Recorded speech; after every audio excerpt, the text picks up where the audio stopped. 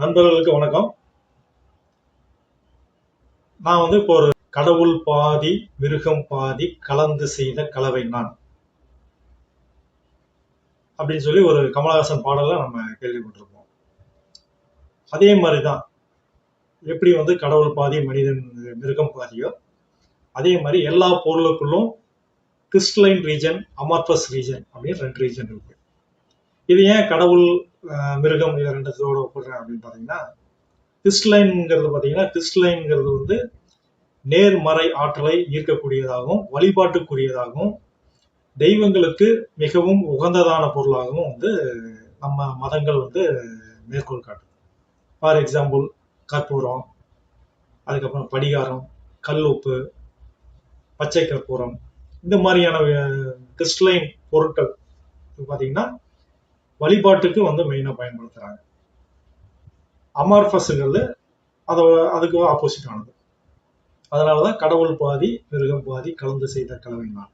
இந்த கலவை ஒவ்வொருத்தருக்கும் வேறுபடும். எல்லா பொருளையுமே எல்லா மெட்டீரியல் எடுத்தீங்கன்னாலும் கிறிஸ்டலைன் ரீஜனும் இருக்கும், அமார்பஸ் ரீஜனும் இருக்கும். இது ரெண்டுக்கும் என்ன வித்தியாசம் அப்படின்னு பாத்தீங்கன்னா, கிறிஸ்டலைன் ரீஜன் அப்படின்னா மாலிகுல்ஸ் ஒரே ஆர்டரா இருக்கும், க்ளோஸ்டு காம்பாக்டா இருக்கும். சரி, இதனால என்ன பெனிஃபிட் அப்படின்னா, க்ளோஸ்டு காம்பாக்டா இருக்கிறதுனால ஸ்ட்ரென்த் நல்லா இருக்கும். அதே மாதிரி கெமிக்கல்ஸ், வாட்டரு, டைஸ் எதையுமே உள்ள அலோவ் பண்ணாது. அது ரிஜிட்டா இருக்கும், அதாவது சாஃப்ட்னஸ், ஃபிளெக்சிபிள் இல்லாம ரிஜிட்டா இருக்கும். டென்சிட்டி அதிகமா இருக்கும். தென் அப்சார்பன்சி ரொம்ப கம்மியா இருக்கும். இது கிறிஸ்டலைன் ரீஜன்னால. அமார்பஸ்னா இதுக்கு ஆப்போசிட். அதாவது ஓப்பனாக இருக்கும், ஸ்ட்ரக்சர் ஓப்பனாக இருக்கும், கெமிக்கல்ஸ், டைஸ் எல்லாத்தையும் ஈஸியாக அலோவ் பண்ணும். வாட்டர் அப்சார்பன்சி அதிகமாக இருக்கும், பட் ஸ்ட்ரென்த்து கம்மியாக இருக்கும், ஃப்ளெக்சிபிளாக இருக்கும். இது இப்போ ஒரு பொருள் கிறிஸ்டலைன் ரீஜன், அமார்பஸ் ரீஜன் கம்மியாகவும் கிறிஸ்டலைன் ரீஜன் அதிகமாக இருக்குது அப்படின்னா, அதை எப்படி அமார்பஸ் ரீஜனை இன்க்ரீஸ் பண்ணுறது? ஃபார் எக்ஸாம்பிள் காட்டனில் பார்த்தீங்கன்னா நமக்கு பார்த்தீங்கன்னா 35% அமார்பஸ் ரீஜன் இருக்குது. சரிங்களா? இதை இம்ப்ரூவ் பண்ணணும் அப்படின்னா என்ன பண்ணணும்னா, மெஸ்லைசிங் பண்ணீங்க, காட்டனை மெஸ்லைஸ் பண்ணணும் அப்படின்னா நமக்கு அமார்பஸ் ரீஜன், கிறிஸ்டலைன் ரீஜன் கம்மியாகி அமார்பஸ் ரீஜன் அதிகமாகும். விஸ்கோஸ், ரீஜெனரேட்டட் செல்லுலோஸ் விஸ்கோஸ் பார்த்தீங்கன்னா அதில் 65% அமார்பஸ் ரீஜன் இருக்குது. அதனால தான் பார்த்தீங்கன்னா விஸ்கோஸ் வெட் ஸ்ட்ரென்த் ரொம்ப கம்மியாக இருக்கும், அமார்பஸ் ரீஜன் அதிகமாக இருக்கிறதுனால. அது போக வாட்டர் மாய்ஸ்சர் ரீகெயின் பர்சன்டேஜ் அதிகமாக இருக்கும். ப்ளஸ் டை அஃபினிட்டி ரொம்ப அதிகமாக இருக்கும்.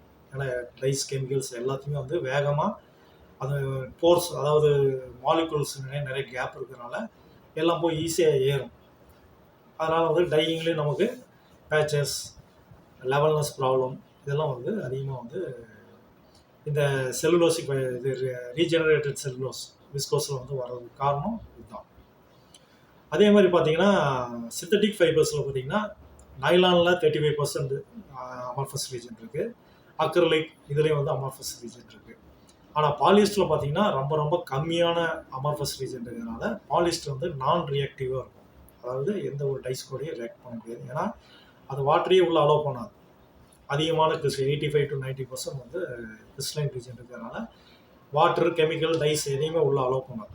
அதனால தான் அதுக்கு ஸ்பெஷலாக டிஸ்பர்ஸ் டைஸ் யூஸ் பண்ணி ஹை டெம்பரேச்சரில் நாம் டைஸ் உள்ளே ஃபிசிக்கலாக உள்ளே போய் புகுத்துறோம்.